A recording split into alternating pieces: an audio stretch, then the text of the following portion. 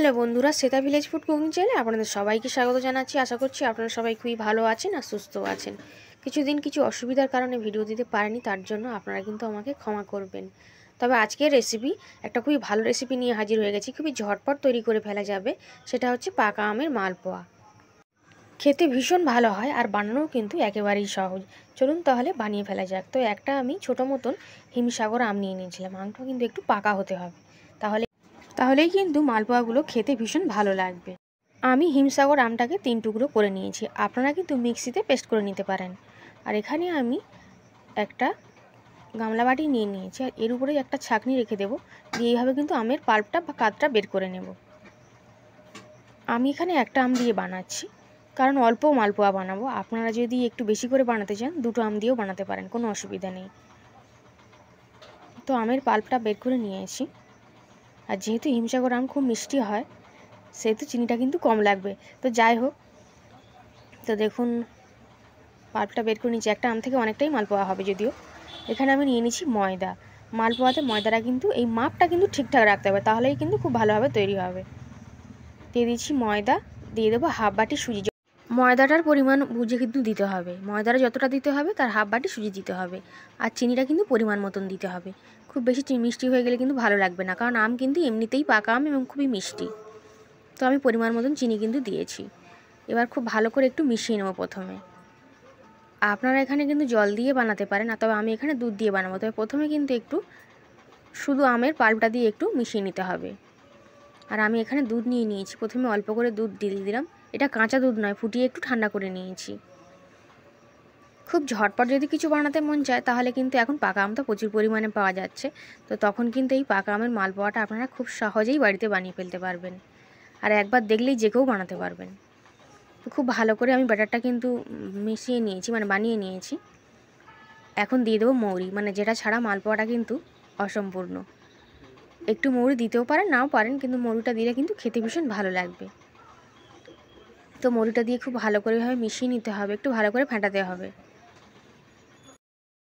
একটু টাইম নিয়েই কিন্তু এরকম সুন্দর করে ফেটিয়ে নিতে হবে। ততই কিন্তু মালপোয়াগুলো ফুলবে বেশি এবং খেতেও ভীষণ ভালো লাগবে, খুবই নরম হবে। এখন আমি ঢাকনা দিয়ে কিছুক্ষণের জন্য রেখে দেবো। কিছুক্ষণ পর আমি ফিরে এসেছি এবং ঢাকনাটা খুলে নেব।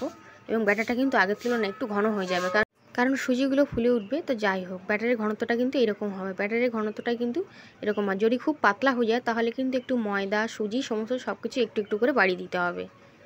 এখন চলুন মালপোয়াগুলো বানিয়ে নেব। সেই জন্য কড়াইতে সাদা তেল দিয়ে দিচ্ছি। সাদা তেল দিয়েই কিন্তু ভাজবো। তো এক হাতা প্রথমে কিন্তু দিয়ে দিচ্ছি। এক হাতা দিচ্ছি না, হাতে একটু কম দিচ্ছি। প্রথমে কিন্তু খুন্তি দিয়ে নাড়াচাড়া করবার কোনো দরকার নেই, একটু হতে দিতে হবে। প্রথমে একটা মালপোয়া একটু দেখে নিতে হবে, কোনো অসুবিধা নেই। দেখুন আস্তে আস্তে ফুলেও উঠবে নিজে থেকে। একটু তেলটা ছিটিয়ে দিতে হবে, শুধু একটু তেলটা উপর থেকে ছিটিয়ে দিই, কারণ যেহেতু তেলটা একটু কম আছে। প্রত্যেকটা মালপোয়াই কিন্তু এরকম সুন্দরভাবে ফুলে উঠবে এবং ফুলকোও হবে, ভিতর থেকে কাঁচা থাকবারও ভয় নেই। খেতে ভীষণ ভালো হয়। আপনারা বাড়িতে একবার বানিয়ে দেখতে পারেন। আর যদি রেসিপিটা ভালো লেগে থাকে অতি অবশ্যই কিন্তু লাইক করবেন। তো দেখুন একটা মালপোয়া কিন্তু বানিয়ে নিয়েছি। আর উনানের জাল বা গ্যাসের জালটা কিন্তু হালকা রাখতে হবে। প্রথমে হাইতে রাখতে হবে, তারপর কিন্তু উনানের জালটা হালকা রাখতে হবে। আর একটু উপর থেকে তেলটা ছিটিয়ে দিতে হবে, তাহলে কিন্তু খুব সহজে মালপোয়াগুলো রেডি হয়ে যাবে, মানে ফুলকো হয়ে উঠবে প্রত্যেকটা মালপোয়া। তো দেখুন এটাও তৈরি হয়ে গেছে। তো এটাকেও তুলে নিচ্ছি এখন। একটু হালকা জালে না রাখলে কিন্তু ভিতর থেকে রেডি হবে না। তাই একটু জালটা কিন্তু উনানের জাল বা গ্যাসের ওভেনে যদি বানান তাহলে কিন্তু উনানের জাল বা গ্যাসের জালটা একটু কম দিতে হবে, মানে মিডিয়াম টু লোতে রাখতে হবে। তো আরেকটাকেও বানিয়ে নিয়েছি। তো এইরকমভাবেই সমস্ত সবগুলো পাকা আমের মালপোয়াগুলো রেডি করে নিচ্ছি।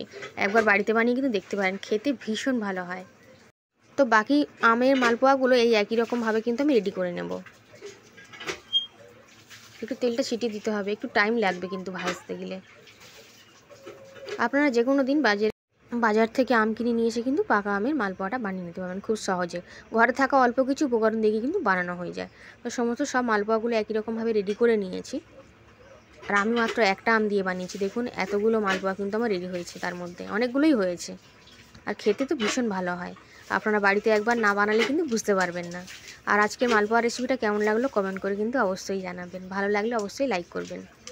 তো প্রত্যেকটা মালপোয়াই দেখুন ফুলকো হয়েছে, তবে এখন হয়তো মনে হচ্ছে না, তো যাই হোক একটাকে ছিঁড়ে কিন্তু দেখিয়ে দেবো যে ভিতর থেকে কত সুন্দরভাবে রেডি হয়েছে। এতটাই নরম তুলতুলে আর খেতে তো খুবই সুন্দর হয়। আজ তাহলে এই পর্যন্তই, আবার হাজির হয়ে যাব আমি অন্য কোনো রেসিপিতে। আর এতদিন ভিডিওগুলো দিতে পারিনি তার জন্য ক্ষমা করবেন।